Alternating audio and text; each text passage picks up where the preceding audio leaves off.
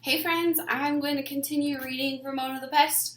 We're so close to finishing, so I'm hoping this read and then maybe one more and we'll be done. And I have a lot of other books.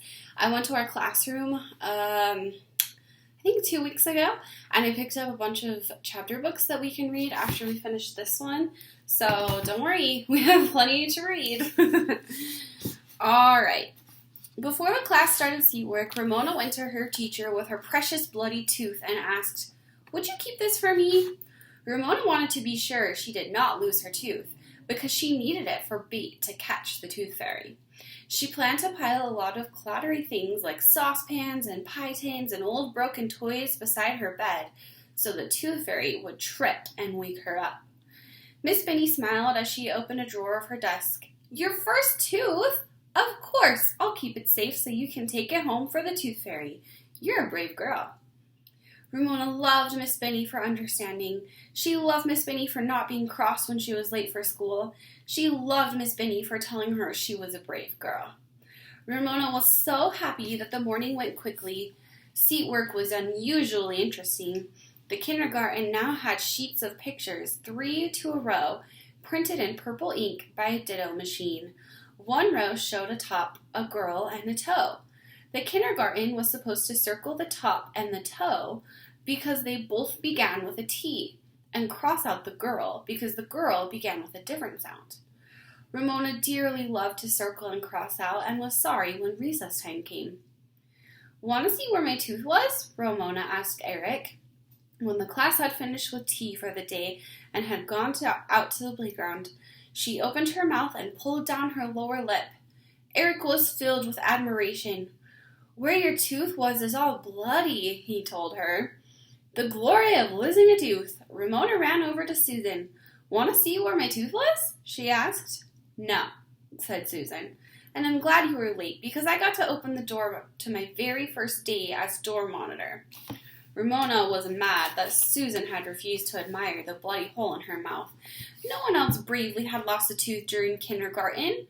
Ramona seized one of Susan's curls and, careful not to pull hard enough to hurt her, she stretched it out and let it spring back.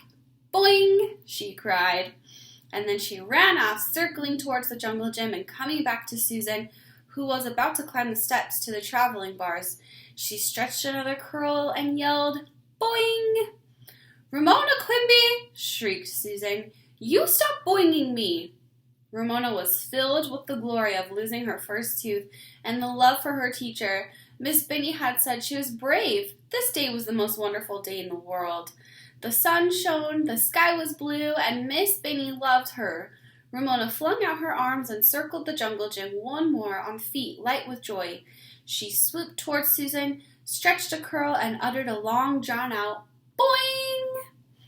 "Miss Benny!" cried Susan on the verge of tears. "Ramona is boinging me, and I bet she was the witch who boinged me at the Halloween parade." "Tattletale," thought Ramona scornfully as she circled the jungle gym on feet of joy. "Circle Ramona, cross out Susan." "Ramona," said Miss Benny as Ramona flew past. "Come here, I want to talk to you." Ramona turned back and looked expectantly at her teacher. "Ramona, you must stop pulling Susan's hair," said Miss Benny. "Yes, Miss Benny," said Ramona, and she skipped off to the monkey bars. Ramona intended to stop pulling Susan's curls. She really did.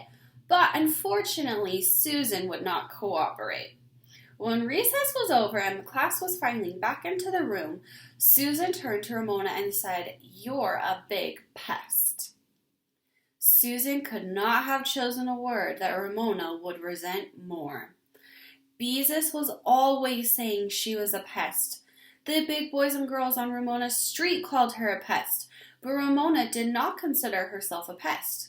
People who called her a pest did not understand that a littler person sometimes had to be a little bit noisier and a little bit more stubborn in order to be noticed at all. Is that true? That's probably how some of your little brothers and sisters feel, huh?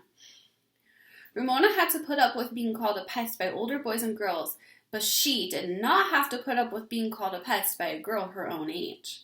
"I'm not a pest," said Ramona.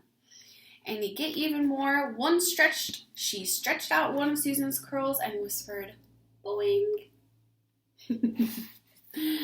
Ramona's luck was bad, however, for Miss Benny happened to be watching.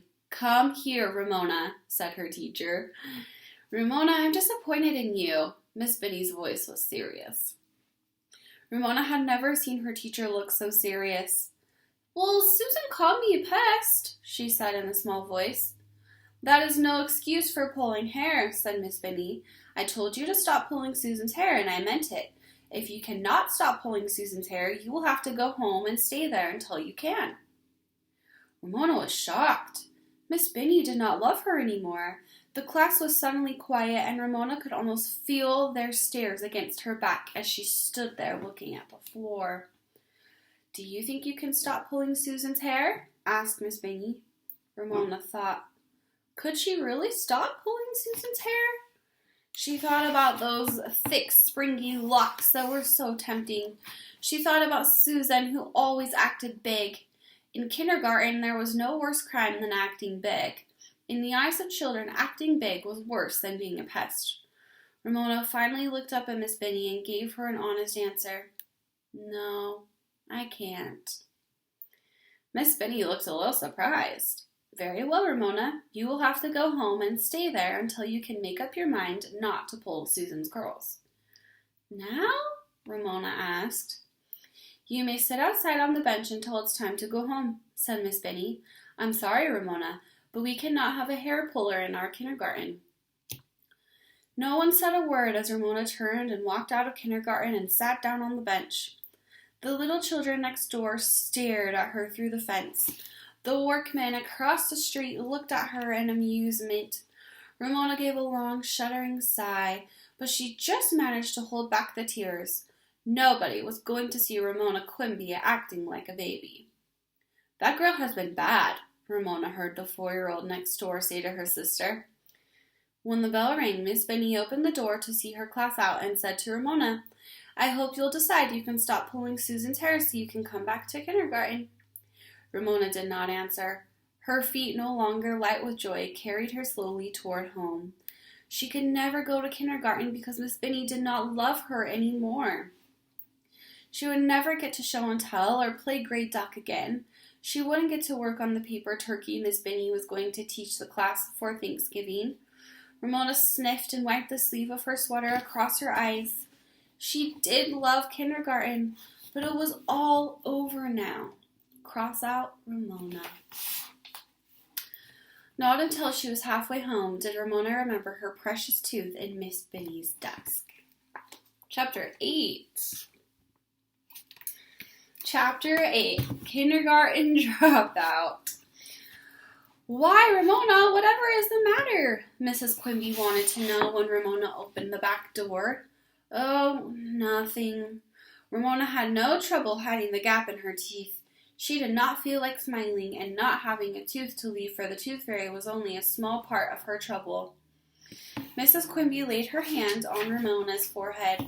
Are you feeling all right? She asked. Yes, I feel all right, she answered, meaning that she did not have a broken leg or a skinned knee or a sore throat. Then something must be wrong, insisted Mrs. Quimby. I can tell by your face. Of course, her face. Miss Benny doesn't like me anymore, she confessed. Of course Miss Benny likes you, said Mrs. Quimby.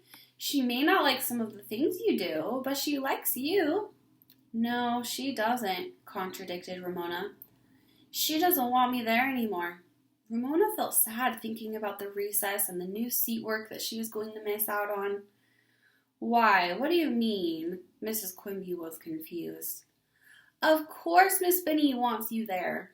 No, she doesn't, insisted Ramona. She told me not to come back. But why? She doesn't like me, answered Ramona. Mrs. Quimby was tired. Then something must have happened. There is only one thing to do, and that is to go to school and find out. Eat your lunch and we'll go to school before afternoon kindergarten starts, and we'll see what this is all about. After Ramona had picked at her sandwich for a while, Mrs. Quimby said briskly, Put on your sweater, Ramona, and come along. No, said Ramona. I'm not going. Oh, yes, you are, young lady, said her mother, and she took Ramona by the hand. Ramona knew she had no choice when her mother started calling her a young lady. She dragged her feet as though she could on the way to school, where the afternoon kindergarten was behaving like the morning kindergarten. Half the class was lined up by the door waiting for Miss Binny, while the other half raced around the playground. Ramona stared at the ground because she did not want anyone to see her, and when Miss Binny arrived, Mrs. Quimby asked to talk to her for a moment. Ramona did not look up. Her mother led her to the bench side of the kindergarten door. You sit here and don't budge while I have a little talk with Miss Binny, she told Ramona. Ramona sat on the bench swinging her feet, thinking about her tooth and Miss Binny's drawer and wondering what her teacher and her mother were saying about her. Finally, she could stand the suspense no longer. She had to budge, so she slipped over to the door and as close as she could without being seen, and she listened. The afternoon kindergarten and the workmen across the street were making so much noise she could only catch a few phrases such as bright and imaginative, ability to get along with her peer group, and negative desire for attention. Ramona felt awed and frightened to be discussed in such strange big words. She scuttled back to the bench when at last she heard her mother say and walked to the door. What did she say? Ramona asked. Mrs. Quimby looked stern. She said she would be glad to have you back when you are ready to come back. Then I'm not going back, announced Ramona. She would never go to kindergarten at all if her teacher did not like her. Never! Oh, yes you are, said Mrs. Quimby. Ramona knew better. Thus began a difficult time in the Quimby household. But Ramona, you have to go to kindergarten, protested Beezus when she came home from school. Everybody goes to kindergarten. I don't, said Ramona. I used to, but I don't now. When Mr. Quimby came home from work, Mrs. Quimby took him aside and talked quiet to him. Ramona was not fooled for a minute. She knew exactly what those whispers were about. Well, Ramona, suppose you tell me all about what went on at school today, said Mr. Quimby with that false cheerfulness grown-ups have when they're trying to get something out of you. Ramona, who longed to run to her father and show him her tooth where it used to be, thought for a while before she said, We guessed what Miss Binny had in her paper bag that began with a T, and Davy guessed caterpillars. I don't think that's what her dad was asking about, do you guys? All right, we'll pick up again next week. Thanks, friends.